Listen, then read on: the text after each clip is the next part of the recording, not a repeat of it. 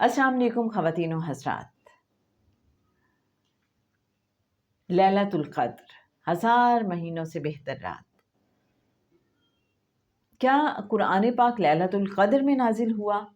अगर लैलतुल क़द्र में नाजिल हुआ तो वो जो हम सोचते हैं, सुनते हैं, पढ़ते हैं कि आका सल्लल्लाहु अलैहि वसल्लम पर वही नाजिल होती थी और कुरान पाक नाजिल होता था, तो फिर वो क्या है? आइए इस हवाले से देखते हैं कि जनाब सैयद सरफराज अहमद शाह साहब क्या फरमाते हैं। किताब कहे फ़कीर, पेज 102।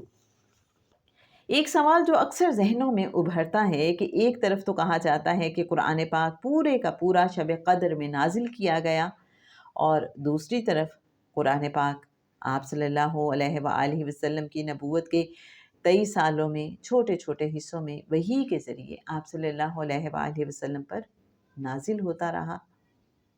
दर हकीकत ये दोनों बातें ही बिल्कुल ठीक हैं। सूरह क़द्र में इरशाद होता है, जिसका तर्जुमा है कि बेशक हमने इसे लैलतुल क़द्र में नाजिल किया। इससे दो मायने मुराद हैं।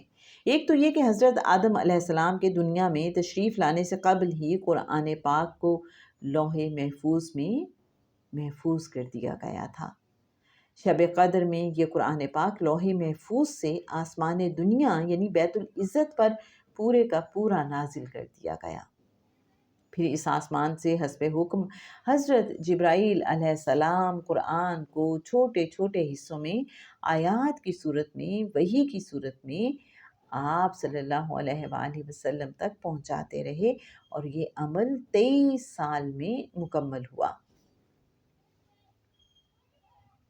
इस ज़िम्न में एक और बात भी बेहद अहम है कि एक शब क़द्र से दूसरी शब क़द्र के दौरान जितना भी कुरान पाक आप सल्लल्लाहु अलैहि वसल्लम पर नाजिल होता, इस रात हज़रत जिब्राईल अलैहिस्सलाम उस तमाम वही को इकट्ठा करके आप सल्लल्लाहु अलैहि वसल्लम को सुना दिया करते थे। इसी तरफ इशारा करते हुए पीराने पीर हज़रत शेख अब्दुल क़ादिर जिलानी रहमतुल्लाह अलैह साहब ने फरमाया कि शब क़द्र की बुज़ुर्गी में अल्लाह ताला ने सूरह इन्ना अंज़लनाहु नाजिल फरमाई, जिसमें कुरान पाक के नुज़ूल का ज़िक्र है। यानी अल्लाह ताला ने कुरान मजीद को लौहे महफूज से उतार कर सफ़रा के फ़रिश्तों के पास नाजिल किया। सफ़रा के फ़रिश्ते वो हैं जो मुहर्ररी और ख़तो किताबत पर मामूर हैं। इस रात में अल्लाह ताला ने हज़रत सल्लल्लाहु अलैहि वसल्लम पर सिर्फ़ उसी कद्र कुरान नाजिल फरमाया जिस कद्र उस साल में भेजना मकसूद था। कुरान करीम आप सल्लल्लाहु अलैहि वसल्लम पर जिब्राईल अलैहिस्सलाम नाजिल फरमाया करते थे।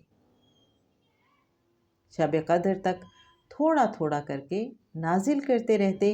ये सिर्फ वही हिस्सा होता था जो बारगाहे इलाही से नाजिल हो चुका था। तो मेरे अच्छे नाज़रीन, हमने मुख्तलिफ़ पहलू देखे कुरान पाक के नुज़ूल के हवाले से कि कुरान पाक कैसे कैसे नाजिल होता रहा माह रमज़ान में शब क़द्र में।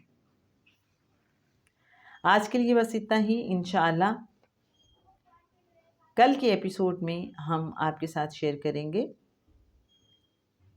कि आखिरी अशरे की ताक रातों में हम शब क़द्र को कैसे तलाश करें, और कौन सी जो रात है वो 1000 महीनों से बेहतर रात हो सकती है। इस हवाले से अहदीस में क्या बयान हुआ है आपके साथ शेयर करेंगे। हमारे साथ रहिएगा।